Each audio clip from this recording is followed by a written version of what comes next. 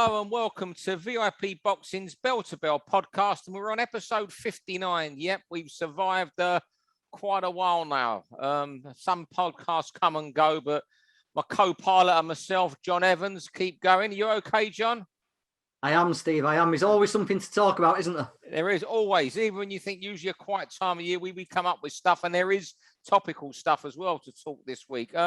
First of all, anyone who's watching on YouTube or iTunes, Spotify, if you can leave us a review or a comment, that would be great, because it certainly helps us with iTunes last year. I think we got up to a few weeks ago. We were number 35 or 36 in their charts, John was telling me and showing me, which is fantastic. Anyway, our special guest this week is a bell-to-bell return. Well, one of Britain's most exciting fighters. I think I was speaking with Sheldon Kay at MTK yesterday about him, and he's in that Carl Thompson-esque when it comes to wars. So it's Alex Dilmaghani. Thank you for coming on, Alex. Thank you for inviting me. It's good. Look, it's great to have you back on here, but it'll be even better when we see you back in the ring. You haven't boxed for 16 months. You kept a low profile. John and myself have been cajoling you to get on the podcast, and you've been very polite and telling us, I can't at the moment. And now you're back. You're under new management. So where have you been and when are you back? I don't know when I'm back in the ring yet, but it's going to be soon. And it's going to be very active this year, and it's going to be very productive and very big. I'm excited. I'm excited to get back in the ring. Excited to be back fighting. Where I've been back in Mexico training. I've been in Manchester. I've been getting things outside the ring sorted, and I've still been dedicated. I've still been disciplined, still been training, and still been working on my craft. And if anything, it's kind of rejuvenated me this time out. It's been a bit frustrating, but at the same time, I've got that real hunger back. So I'm looking forward to showing it. I know you're in Manchester at the moment. Is that where you're going to be based now for all your training with Ant Croller? And I'm going to be splitting my time. My training is natural biostand in Mexico, and when I'm in Manchester, I'm going to be spending my time with Croller and working with Croller. That's good, yeah. One of your topics I was going to put in this today, Alex, was Alex Dilmaghanis hit list, who's on his radar. But it would have been a really short topic, because I get the impression you would have just said everybody. You know what? I'm just focusing on who are the names put in front of me. Yeah. And right now, I don't have the names put in front of me. But, you know my goal, my purpose, and everyone inside the ring, everyone who opposes me, I give it my all. I give the fans my all, and so that will never change. But the way I am, I love to train. I love to fight. I love boxing, and I like to improve. So I'm just improving my craft constantly. I'm obsessed with it. I'll tell you the fight. I know John would love this fight. It might have been John we were discussing this before. Alex Dilmaghani challenging Anto Kakashi for the British Super-Featherweight title. What a fight! What do you think, John? Got to be a hell of a fight, wouldn't it? No quarter given there between either of you. But where do you see Alex? I've spoken to you in the past, and you said people like Kakashi, Zelfa, Archie Sharp, you put yourself above them. Now you've been out of the ring and they've had a little bit of limelight. Zelfa's up to number 1 in the IBF rankings. Kakashi's up, Sharp's number in the top 3 in the WBO. I think he might be mandatory for the WBO. Do you see that they've gained on you now, and it might be worth your while to fight them, or do you still think no, they've got to come for me? Of course, they've gained on me. I've been out in the ring 18 months. They're bound to gain on me. And I think I've got to say as well, I think a lot of people have slept on what's his name, Martin Ward. I think a lot of people don't mention his name just because he lost. He's lost at the top level. I think it is a very, very good division, obviously, and I'm excited to fight and be in the mix, because really and truly, these are the fights. It's important to be in big fights. It's important to be in good fights that fans want to see. Not only makes more money, but it's more of a respect thing as well. Anyone can be, champion of a division that's got no one in it. You know, it's important to beat good guys. You know, I know you're obviously you and Stephen, you're all, you know, real fans of the sport, historians. And what's the greatest rivalry of all time? The Fabulous Four. They all fought each other. You know, that's obviously at the highest level of all time, but it's about fighting the best guys. Like I say, I'm spoke to the guys at MTK. I'm having a fight to get some rust off, and then whoever, whenever, wherever. And you know, that's it. I'm looking to get back. You know, time kind of, I wouldn't say lost. It's kind of been delayed. You know, and I think a lot of people have. It's actually one of the topics. I think a lot of people have kind of like lost time kind of in the COVID time. So that's one blessing about being out of the ring at this time. This COVID thing, this whole COVID situation has lasted for like 2 years. So, you know, a lot of people have had tops 2 fights really. So, yeah. Well, thanks for that insight and update. And as I say, I'm sure everyone watching this or listening, Alex, will be looking forward to you back in action, especially given what we've seen your last couple of fights on Channel 5, and it'd be good for boxing. And are you ready, John, to start with round one for a quick 3 minutes? Alex is going to start us off, who I think Alex wants to discuss, are YouTubers good for boxing? So fire away, Alex. Yeah, a lot of people are saying, you know, they're good for boxing because they bring different types of fans to the sport. They also bring more revenue, so you know, more money the promoters can kind of spend on other fighters. And I get that. I get the whole more money to the shows, and they can finance other fighters fighting. Because we all know the politics of boxing. Sometimes it's about the finances. You know, a show needs to make money to pay its fighters. So I'm all for fighters getting paid well. But as far as new fans and to the sport, boxing doesn't need new fans to the sport. It's been a really old sport since, you know, forever. And I think it makes me personally, I hate it. I think it makes it like a mockery of really and truly a sport you can get killed in, a sport you can get hurt in, and a sport that many fighters have repercussions of it. You know, there's a saying, you don't enter boxing the same way you leave it. And a lot of that is true, health-wise, mentally and physically. And I think a lot of these YouTubers, they kind of make a mockery of the sport. That's my take on it. You know what? You know, you're disagreeing. I've sort of warmed to this Paul guy, this Jake Paul. I think he's saying some of the right things. He's calling the UFC out quite well for what they are. I think when he was on about, you know, women's boxing and the purses they're getting, you know, I think some of the points he makes are more important than what he's doing in the ring, because he's making points that other boxers make that are very valid points, and they get ignored. So I quite welcome that. As you say, I get why fighters particularly don't like them boxing, but I think he's doing some good things in what he's saying outside the ring, which is more important than what he's doing in the ring. I don't know where you stand, John, on that. The one thing I'll give him credit for is he's actually fighting people who were trying to beat him early on in his career. Lots of prospects in Britain, they won't be fighting 8 rounds against someone who's actually trying to beat them. And he was willing to fight Tommy Fury, who would have come to beat him over 8 rounds. So I give him credit for that. But like you, Alex, I think the new fans the sport attracts, they're not interested in watching a boxing match for 10 rounds. They want a little 3-second highlight clip on the phone they can turn into a meme. They want a brutal knockout and see someone get embarrassed. They're not interested in watching Shakur Stevenson outbox someone for 12 rounds. They just want quick, fast highlights, don't they? I don't want them types of fans to the sport. You know, I really don't. I mean, they're like trolls. You know what I mean? But yeah, I understand. Like I say, like, you know, he's got a brand, and he's you know, calling certain things out. I don't know quite what he's been saying about the UFC. I haven't really been. End of the round, Alex. Round 2, it's over to me. The curse of the COVID. And you know what's really got to me? I was really upset last week for Callum Johnson.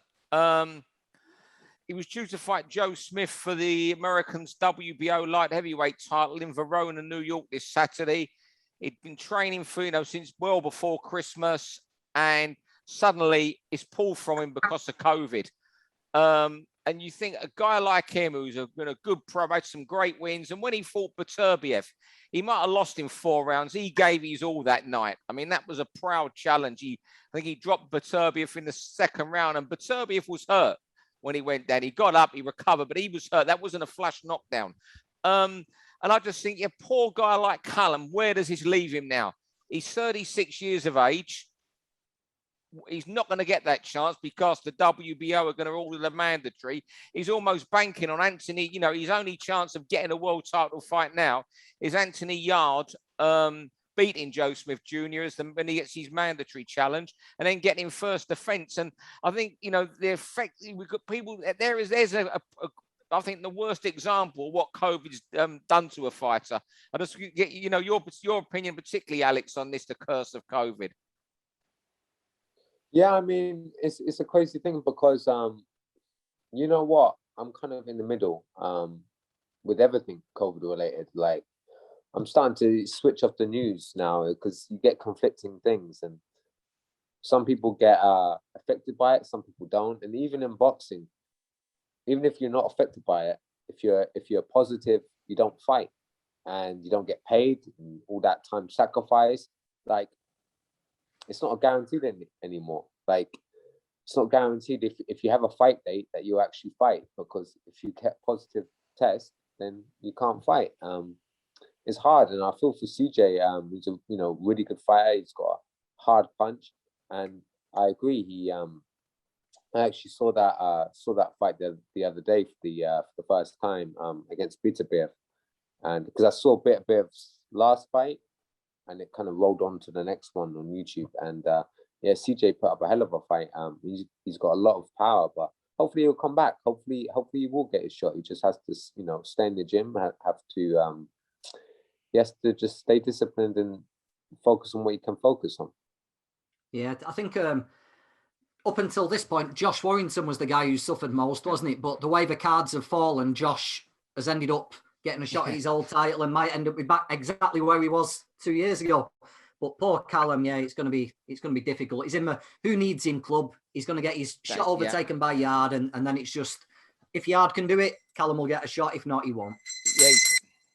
Over to you, John, for a fight that was loosely connected with the man you just mentioned. Yeah, I keep, certain fights take root in your mind, and you keep thinking back to them. I can't wait for Lee Wood against Michael Conlan. It just jumps off the screen at me every time I see it. I think it's going to be a hell of a fight. I think I've always liked Lee Wood. I like that style. I like how he holds himself. If you're going to come to him, you pay a price, because apparently he can really, really punch. It's legitimate power. Mick Conlan, we've seen flashes. Obviously a world-class amateur, but I don't think he's put it all together yet. But someone like Mick is going to have a night where it all comes together. He's not going to go through his career disappointing, is he? It's all going to happen for him one night.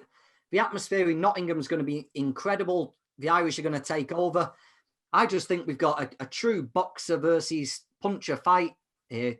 I can't wait for it. I couldn't tell you what's going to happen. I'm going to pull a Bunsey and wait until I've seen my weigh-in. But I just think it's a surefire hit. I can't wait for it. And I think it's a perfect clash of styles. Alex? Yeah, I think it's a fantastic fight. I'm the same. I'm kind of on the fence. I think it's a good clash of trainers as well, because Ben Davison and his team, Lee Wiley as well, they seem to have a good thing going on. They're really good stable. They're winning a lot. And obviously, Adam Booth is a fantastic trainer. So it's good in that sense as well. Two great teams going up against each other. Also, I find it interesting that Lee Wood, he's been at featherweight for a long time. That could pose something, because I think he may be a bit tight at that weight. Whereas I know Conlan fought at super bantamweight, and he was way too big for that fight. Way too big for that weight. I think featherweight is a good weight for him. I think it's a very, very interesting, clash of styles. Yeah, I think it's a very, very interesting fight. Very good fight. I'm excited for it. You know what, John? Just thinking there when you were talking about it, about describing Michael Conlan, and I've been like you, and I'm on the fence at the moment of this fight. I will pick a winner a bit before the weigh-in, who I think will win. But I'm just thinking there, you've almost got me edging towards Conlan because he had that terrible luck in the Olympics. I just got a feeling this could I don't know why. Just from you saying that, one night in his life, it's got to come together. Now, I don't think we're going to see one of these great 5-year reigns with Michael Conlan where they, see off everybody. But there's one night in his life, it's got to come together. And although it's in Leewood's town, you just fancy that arena is going to be full of people from, obviously Lee's going to be supported. It's going to be full of people from Belfast that night. Atmosphere is going to be crazy, for sure. Over to you, Alex, for your final topic. Is it fair to compare? Yeah, I don't think it's fair to compare generations. There's a lot of people, for instance, saying Mayweather is the best ever. Canelo Alvarez is the best Mexican fighter ever. And then, you got to think, they haven't fought 15 rounds. They haven't fought on the same circumstances as a lot of these guys who fought, every month or 3 times a month, like Sugar Ray Robinson, and they haven't fought in the same era. For instance, Mayweather in the Fabulous 4 era. I mean, not even the Fabulous 4. I mean, Hearns, Hagler, Duran, Leonard, they all could be top 10 pound for pound of all time. But even outside of that, you had Wilfredo Benitez, you had Alan Pryor around that same generation, same time. It's just I don't think it's fair to compare eras, because certain eras are tougher than others, and just because accomplishments, it doesn't kind of translate to it, Oh yeah, I agree 100%. Yeah, Floyd's incredibly skilled, isn't he? Just using Floyd as an example, incredibly skilled, but these guys were displaying that 4 or 5 times a year against the elite people. Maybe if these guys, we've got nowadays, for guys who we think are really good, fought more regularly, maybe we'd see it come out of them more. Maybe the challenge would bring even more greatness out of them. But as it is, the sample size you've got of these new fighters, it's so small. You're getting guys retiring after 25, 26, 27 fights. Duran wasn't even in the Hall of Fame at lightweight when he'd had 25, 26, 27 fights. He went on to have 120, didn't he? So you just can't compare them. But for trying to achieve what those guys did in a quarter of the time, a quarter of a number of fights, and I just don't think it's a serious comparison these days. Can you imagine Duran with the current training methods fighting twice a year? He'd be revved up. He'd be full of energy. He'd be flying at these guys. I just don't think you can compare them. You can't. And you know what? That's the point. With these guys with the training methods now, it's like footballers these days, the way they're finely tuned compared with 20, 30 years ago, where, you'd have a steak before a game to get you, give your energy. It's just different. I just think, look, boxing's subjective. I just find the whole thing mythical as well, like pound for pound list. I just like to celebrate guys for what they're doing in their area. But as you say, imagine these guys like Hagler, Hearns, Leonard, Duran, the Fab Four. Imagine them in this era. Imagine someone at heavyweight. Imagine Larry Holmes in this era. Imagine Marvin Hagler with a dietitian. That's it. Yeah, exactly what he'd get down to. I mean, imagine Larry Holmes with all what there is now. The different. I just find it's subjective. I find the whole thing mythical. Yeah, Go on, Steve. Right, my final topic. Who will be the big boy of 2022? I just want to get the opinion of you guys, particularly. We talk heavyweights a lot on here. So nice to hear Alex's view. How you see the heavyweight division and who will be standing at the end of this year? Just very briefly, I don't see much change in it. I don't think this White and Fury... The White and Fury thing's a lot. It's going to be slow again. I think if we're lucky, we will get a unification at the end of the year. If we're lucky, I just see it almost standing just as it is now in 12 months' time with a division held up. And I brought this up. So, Alex, you're really good listening to you to get your opinion on this. Well, I agree. I mean, it's similar, kind of going back to what John was saying. Guys fighting once or twice a year. I don't really see much changing. Maybe Tyson fights Dylan White, maybe he doesn't. I don't know how that stands. I think Tyson Fury is the top of the tree, to be fair, beating Deontay Wilder the way he did. I know Usyk's there. and he's rematching Joshua. So yeah, I don't see much changing. I don't see much changing between that list. No, I'm the same, Alex. I don't think there'll be one person standing tall at the end of it. I think there'll be two, and I think it'll still be Fury and Usyk because they won't have fought each other. I think Fury's got more than enough. We spoke about Fury White. It'll be a great fight, but Fury will beat White. Going off everything we saw from the first fight, you'd think Usyk could beat Joshua again, but they're going to be held up with mandatories and disputes. And unless it's some miracle and they somehow get together in Saudi Arabia later on in the year, I just can't see it happening. So yeah, I think at the end of the year, we'll still have Fury and Usyk holding all the belts. We'll be parked up, and we're going to get this situation where the WBO and IBF start ordering mandatories before the end of the year, and that can throw in confusion too, because you'll be spending a week paying off fighters. Sorry, Alex. So isn't Joshua in training? When are they fighting? Well, they're due to fight in April, Joshua and Usyk. Oh, okay. Yeah. But it's just hard to see any change, because especially at the end, when you start getting mandatories thrown in, as you say, the end of the year. And as you know, the IBF, WBO are quite strict on them. You know, I think Joe Joyce has been number one with the WBO now since last summer. Hrgovic is going to fight a final eliminator, so for the IBF. So I just think no change. And I think maybe this time next year we might be looking forward to an August unification somewhere. Yeah. Or an April unification, sorry. Usyk just tore up, but Usyk tore. It was all on track, wasn't it? It was all on track for the mega fight we all wanted, and Usyk was fantastic and just tore up the script, wasn't it? He did, man. Are we 3 minutes there, John? I think we've gone over. Oh, we've got 4 seconds left, so we'll call it early. Right. Over to you, John. Final round. Yeah. Which trainer's going to win the Joshua lottery? You know, we've seen him here, there, and everywhere, haven't we? Trying. Oh God, who've we seen? Ronnie Shields. I've seen him in the gym with Floyd recently over in Dubai. He just seems, from what he's saying and what we see, as if he can't make his mind up. I saw a video recently of him doing some wrestling, imposing his strength, and you think, right, he's on the right track there, you know, to be the bigger man against Usyk, be aggressive, tie him up in clinches, walking round. And then you see him with Floyd, you know, touching the bag and moving off, and totally different approaches to going about this. I just hope that in Joshua's mind, he's got a serious plan of what he needs to do. I hope he doesn't go down the De La Hoya route of using different trainers for all different fights. I think Joshua needs one man, one strong voice to point him in the right direction and just ride it out for the rest of his career, win or lose. I've got no idea who he's going to announce in the next couple of weeks. I just hope Joshua's got an idea and it's not a spur of the moment choice. Yeah. Is it over to me? Yeah, right. Yeah, I don't know who's going with that. I saw he was going. He trained a bit with the Renuso, which is like trainer of the year. He's just smashing it with everyone, to be fair.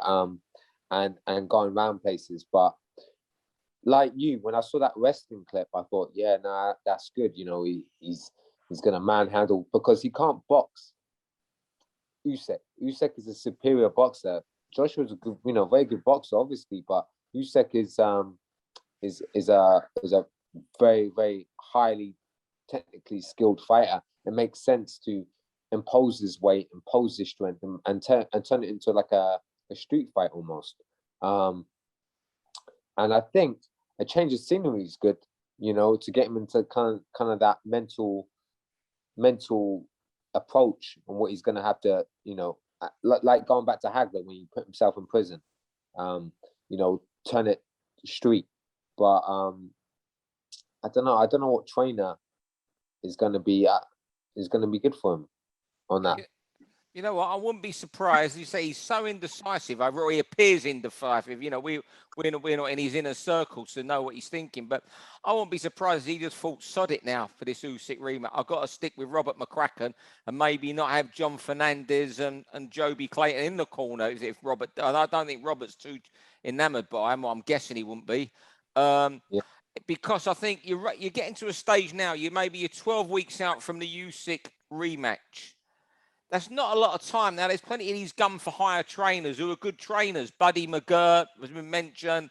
You know, Freddie Reynoso, great trainers. But this something Alex would know. Is there a danger that in 12 weeks they would try to change him too much?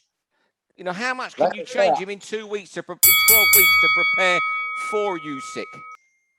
I think tactically he got it wrong in his last fight, like everyone was saying, tactically. And I think that, you know, maybe like you said, there was too many voices in the corner. I'm a firm believer one voice should always be in the corner. I forgot who said that. A lot of old school trainers have said that. Yeah. One voice should be in the corner, because you don't want to be like listening to 3-4 different opinions. You don't know where you are. You want direct advice. So yeah, maybe he will stay with McCracken. McCracken's done a great job with him and other people. He's a great trainer, obviously. But like I say, maybe they'll come with they will, I'm sure, come with a different approach. And maybe getting out of the Sheffield base is quite good. Maybe a change of scenery is good. Maybe going on camp somewhere like in the States with McCracken. I wouldn't rule that out. You know, we live in a very social media society, and maybe he's just doing all this to try and like smoke screen, keep us guessing, keep talking, wondering where he's going, you know, just for the hell of it, just because he can. See, I won't be surprised if he stayed with Robert 12 weeks out. It's not as if, you know, right, okay, your next fight's till June. He's got time. There's 12 weeks to get ready for this fight. And he's got to go with someone. Obviously, the other people won't be great trainers, but got to get used to adapt to them. Whereas he does know how Robert operates, what Robert expects. Yeah. And we've seen Robert send people out to fight to the strengths. With Froch, he did it with Froch for years, didn't he? Froch was that type of fight. He would impose himself. He would impose his strength, impose his size on people. So if you know what to do, it's just in Joshua's mind. Yeah, I mean, Froch was he was a caveman, wasn't he? You just have to. He was a caveman. He was. We talk of fighters there. We're just wrapping up here. I know the great topic you had earlier about is it fair to compare, Alex? Can you imagine Froch fighting in the 70s and 80s? He would have survived and won, I'm telling you.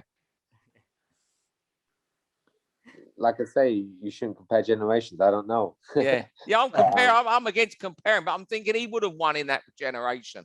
Again, I'm criticising what I said myself. Well, he's definitely got that throwback mentality. I remember seeing the recently as well. I saw the Jermaine Taylor fight when he came like last minute from behind. He's got that, like you said, caveman. That's the perfect description for him. I was sat 3 feet away from the first fight with George Groves. I was virtually touching the ringside.